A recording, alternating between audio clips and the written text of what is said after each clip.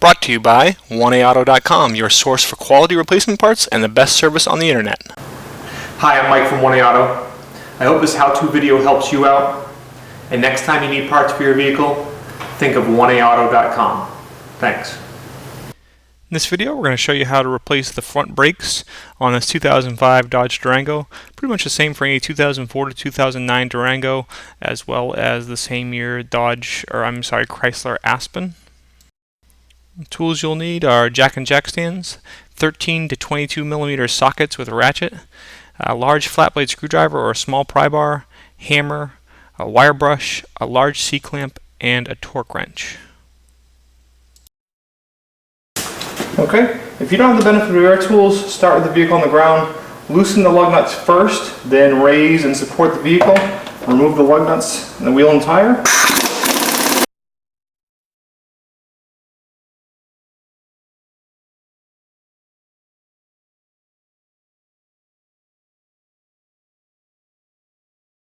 Okay, turn the wheel by hand or with the steering wheel to get better access at the back of the caliper. Next, take a large screwdriver or a small pry bar, put it right in here, and pry out. This helps to return the pistons back into the caliper a little bit, loosens it up. Next, there's two 13 millimeter bolts to remove, here and up here. These bolts should not be on there too tight, so you should be able to get them off with a small ratchet.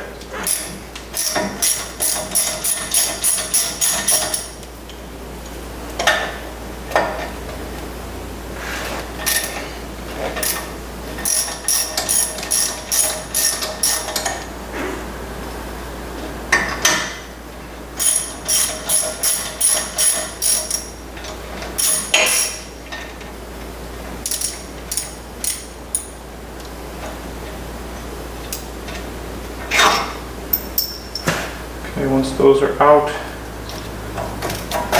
then your caliper should come off. Okay, here I just find that I need to pry out and reset the pistons a little more with the big screwdriver.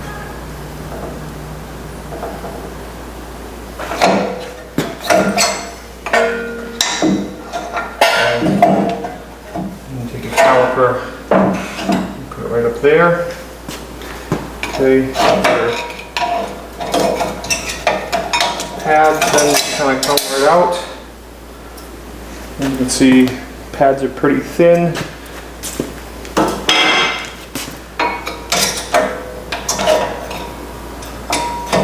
Back side, the same thing. On these rotors, take the back of your fingernail and you can kind of run it on the front and back side. You want to feel for any deep grooves. If there's no deep grooves and you have no pulsating in your brake pedal, then you can usually just install new pads as long as these are in good shape. I'm going to show you how to put new rotors on. Okay, you're going to remove two larger bolts here and here next. These two bolts are going to be on there very tight, so you either want a breaker bar like this, or what I do a lot is I take my ratchet and I put a piece of pipe on there. That gives me some extra leverage, and then you just slowly add force to the pipe until the bolts start breaking free. Always nice and slow and smooth.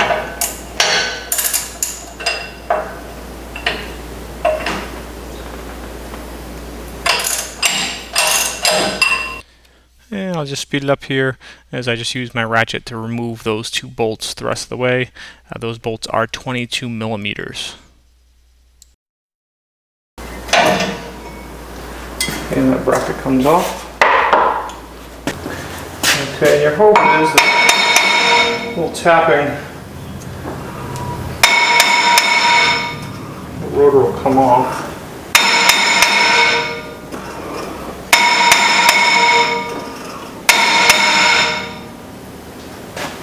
Okay, if that doesn't work, what I do is I put the lug nuts back on.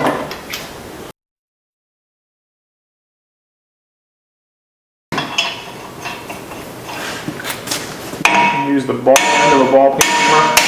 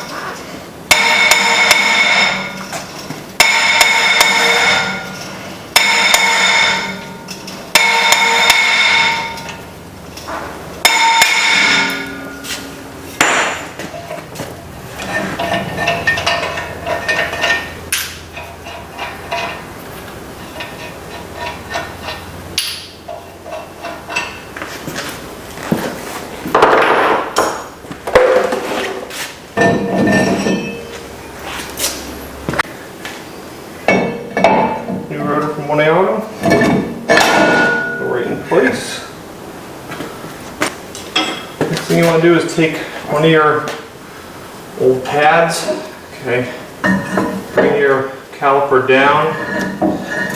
It's tough to show you, but just stick your old pad right in there. Okay, then take a large C-clamp like this.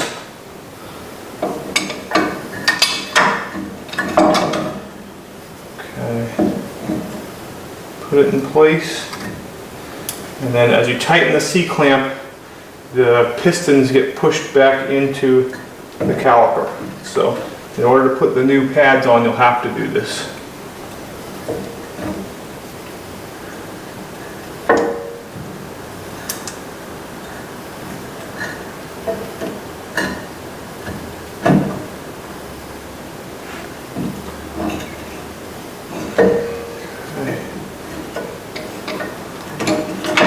Release that. Take that out. Okay. And now these pistons are back pushed into the caliper. Okay, now on our caliper bracket, I'm just going to take a wire brush and clean off these stainless steel slides.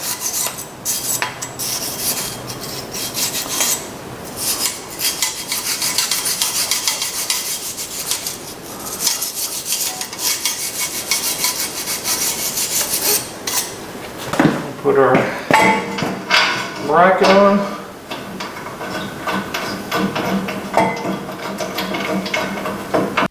Yeah, I'm just going to fast forward here. Basically just move the bracket around a little bit, push those bolts in and thread them clockwise, and they'll go in, and then tighten them up preliminarily with your ratchet socket. Pull these to 110 foot-pounds.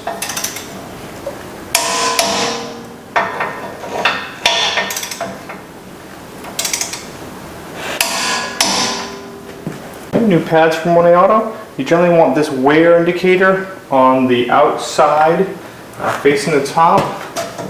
You go in just like before. Put them right in place. Okay. And together. And then bring our.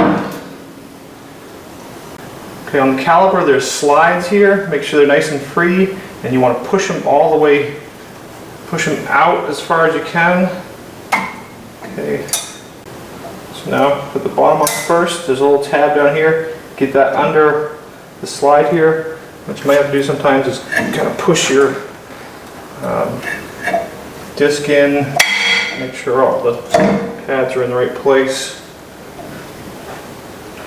Okay, pull this out a little bit and get everything down into place.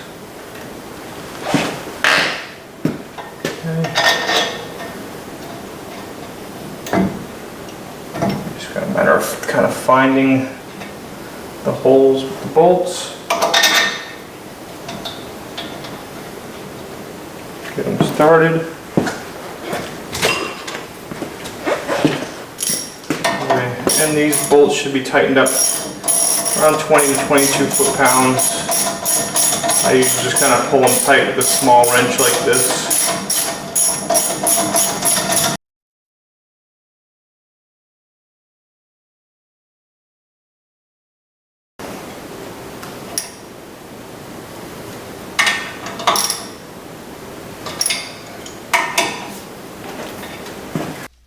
And straighten the steering back out, either with your hands or by using the steering wheel. Then remount your wheel and tire. Put the lug nuts on by hand first, then tighten them preliminarily before you put the vehicle down on the ground. Obviously we show you the passenger side. You'll want to do the driver's side. Always do your brakes in pairs. Now tighten your lug nuts up anywhere from 100 to 120 foot-pounds.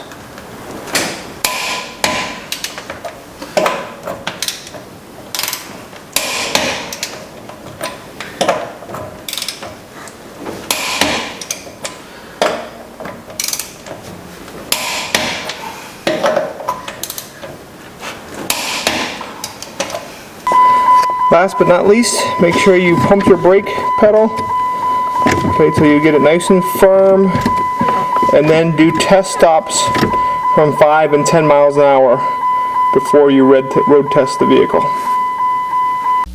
We hope this helps you out. Brought to you by www.1aauto.com, your source for quality replacement parts and the best service on the internet. Please feel free to call us toll free 888-844-3393. We're the company that's here for you on the internet and in person.